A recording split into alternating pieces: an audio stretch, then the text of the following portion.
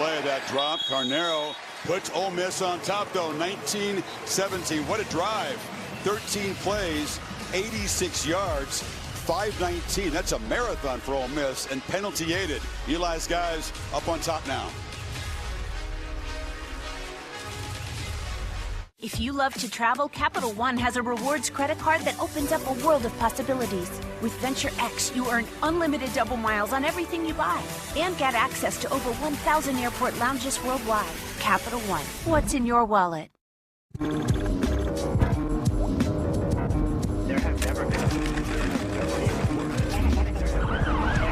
has never been a worse time.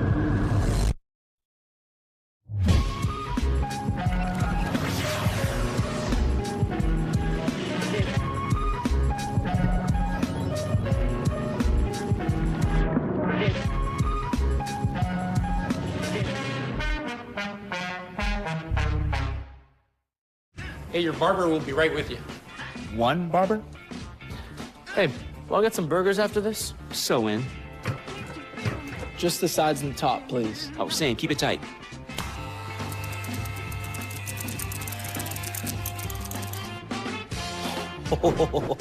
Dude, yours looks great. That's what I'm talking about. Fresh. Now I'm kind of feeling chicken. Can't wait to show my mom. The Nissan Rogue takes hit after hit. Punished under immense pressure. And exposed to excessive wear. We put it through the worst, so you get its best. Nissan. #1 in new vehicle quality. Now get 0% APR for 60 months on Rogue.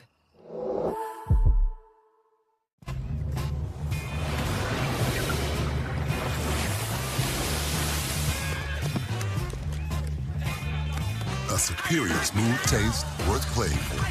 Michelob Ultra, superior light beer. Ole Miss has taken the 19-17 lead over Miami. A lot of it thanks to Lucas Carnero. He's been such a weapon for this Ole Miss team. And you see this last kick from him, a really strong follow-through from the kicking leg. He had been watching film on the other 2 field goal attempts that were much longer. He said he was stopping his kicking foot a little bit too short, wanted to really follow this one through. That's going to be intentional for him if he gets another opportunity in this game. Well, he's tried 5 field goals, hit the upright twice, made 4 of them, and he has put Ole Miss on top, one of the heroes of their win in the Sugar Bowl. Tomorrow, the second CFP semifinal, Chick-fil-A Peach Bowl, the old Big Ten rematch. The Ducks and the Hoosiers, who demolished Alabama. College game day is at 6 o'clock Eastern. Game coverage begins 90 minutes after that. All right, Kirk, here we got the Miami offense, which in the second half has been held scoreless. 119 total yards, but only 19 passing yards for Beck. They've harassed him, and he's gone cold. Remember, earlier in this year, he's had 2 big wins when they trail in the 4th quarter, Notre Dame and A&M. So he has, obviously, the experience. Play fake on first down, launching downfield, and fighting back to make a catch is Marion. Flags fly in. He was interfered with. Did they rule it incomplete?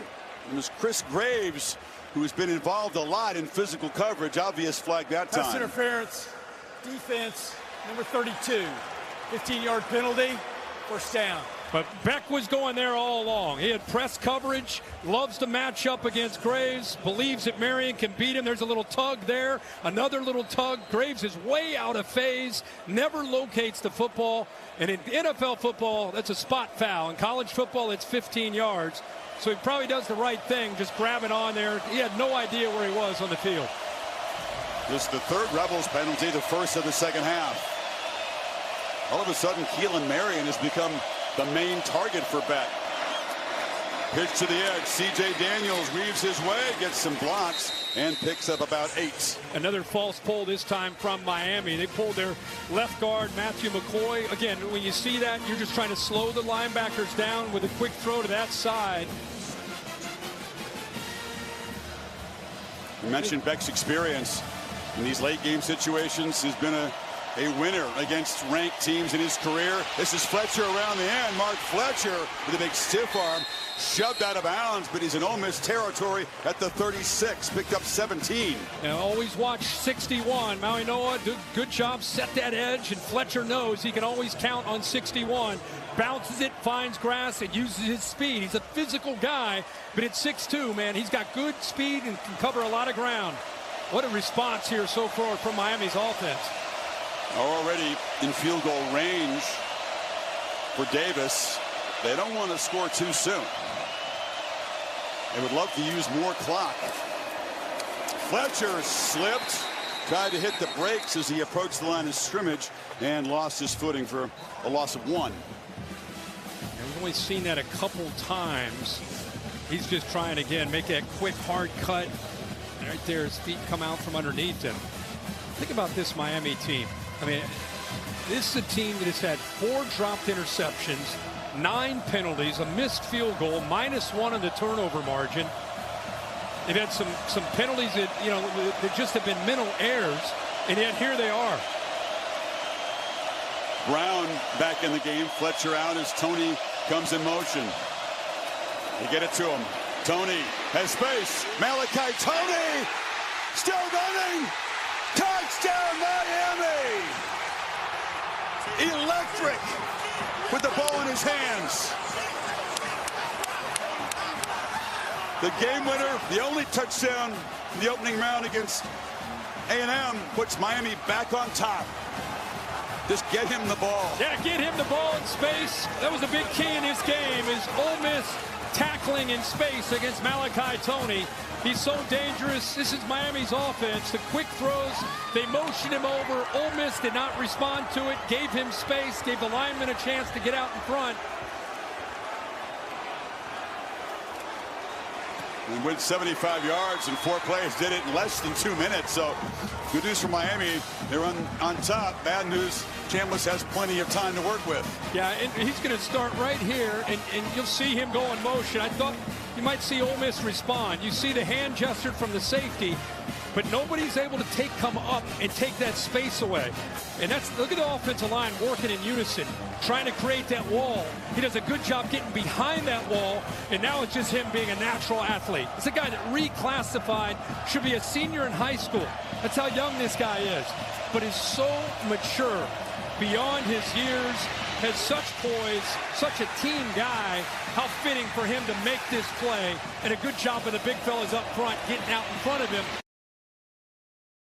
Well, and that's just being natural with the ball in his hands. He's a high football IQ guy. He's kind of wise beyond his years. He was ready for the big stage. At the time, he was 17 against Notre Dame in the opener. Got the first touchdown pass from Beck as a Hurricane in that game. He set the game winner on an end around against A&M, and now the go-ahead touchdown. How about the reactions? Mario Cristobal stomping up and down the sideline with bravado and confidence, and Pete Golding saying, we knew coming in we could not let 10 get out in space. We got to tackle better. It's been a problem all year, and it cost him right there. Golding is remarkably calm no matter what's happening on the field. Yeah, that's true. But he also knows that he's got Trinidad Chambliss. Guy who's a championship quarterback in Division II. Many of you know his story. Backup QB2 at the start of the season. Austin Simmons gets hurt. Chambliss jumps in, steadily improved. He's been electric in this CFP. Tonight, modest stats by comparison, but here he goes. It's in his hands. He plays his best when the lights are the brightest, when the moment's the biggest. He's proven to be one of those guys that has very, very calm disposition. See what he does here against Miami, down 5. Somehow Akeem Mesidor is back on the field, trying to rush the passer, but wide open downfield is Daquan Wright.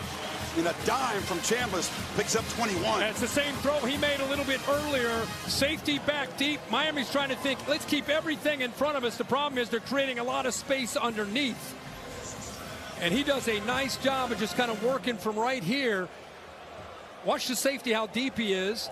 Corner on the outside, goes with that outside receiver. So you got a lot of room to be able to work with. And This tight end right's been dangerous all year. Jacoby Thomas is a punishing hitter, but that time he took the worst of it. He's out of the game now, holding his arm. So a key safety in this Miami defense. Their top interceptor is off the field. Keywan Lacey. Bain wraps him up, drops him for about 1.5 yard gain. And going back early to Holly's report, you got Lucas, who's still not out there. Ethan O'Connor, 24, is a starter. You got a true freshman on the other side at corner, 16. And Antoine, let's see how he holds up. He's down here.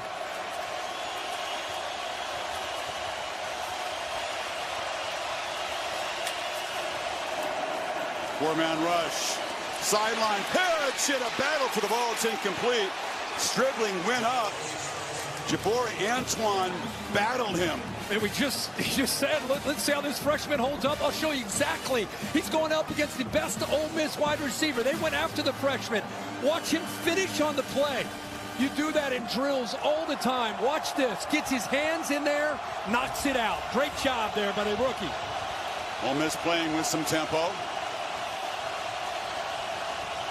And now some adjustments. Jacoby Thomas back in the game for Miami. Missed just the one play. 3rd down and 8 here. And Miami again spending a timeout on defense. Enormously important 1 or 2 play sequence. Miami. I assume that maybe Golding's thinking it's a 4-down territory here. Down by 5. They were moving some guys around. They had Ruben Bain lined up at the nose spot. You had Messidor, who, it's amazing, he's out there. He was lined up on the opposite side of the left defensive end. So I think Heatherman and Mario just, hey, let's make sure this is such a big play. Let's get everybody on the same page. Crucial moments here. 1-score game. AT&T bringing you the bracket. Oregon and Indiana watching down in Atlanta. The winner here, a week from Monday, will collide in Miami for the national championship. Everything hanging in the balance in the final 4:16. 3rd down and 8. Chance for the Canes defense to rest and get organized. Some new pieces out there, some inexperienced coverage guys, as we talked about.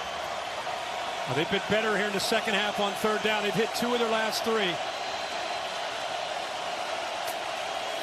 Chambliss, pressure, ball out quickly, incomplete. It was a slant. A flag comes in. It was Wallace, and Antoine was in coverage that time. Cristobal incredulous. And he had contact on the shoulder. I don't know if it's enough to be able to be. Let's take a close look here after this call. Defense, number 16. Ball be placed at the spot of the foul. 1st down.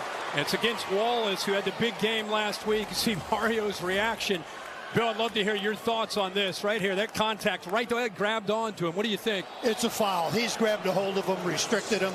It's a correct call. Moves the ball to the 45. Fresh set of downs, more importantly, for Chambliss.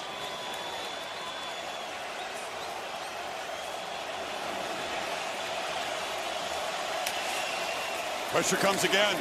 Chambliss escapes and runs forward for a 1st down and more. Trinidad Chambliss, again, a little elusive magic late in the game. You bring a blitz here and you play man-to-man. You better get to the quarterback because watch, he can take off. You got a lot of backs to the quarterback. Puts him in a very tough spot, so they rolled the dice, unable to get to him, and his athletic ability makes him pay. Had not hurt Miami as a scrambler until that 19-yard gain. Now Lacey. That's deflating for a defense. Boy, you felt you had him contained there most of the night. He got loose and showed the speed. Yeah, and I think, he hasn't really had many opportunities to step up and out with the way Miami has played. That time he picked the right time, avoided that pressure by Touré, and just took off.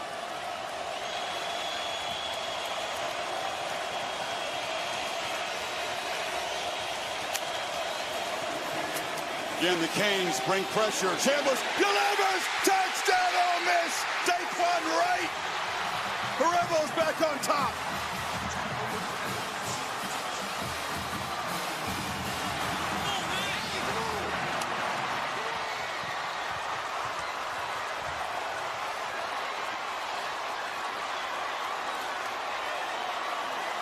What a drive. Chambliss with it on the line, as you said.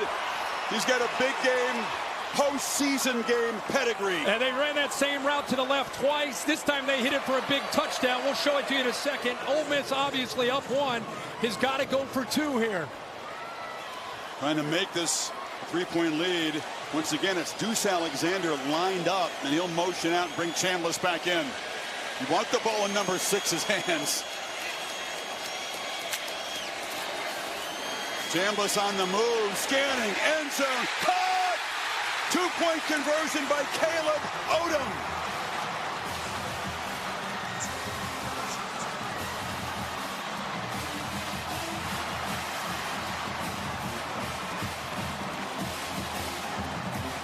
Three, 13 to play, and the lead is 3. Chris, let's look at our clicker here. Wallace goes deep.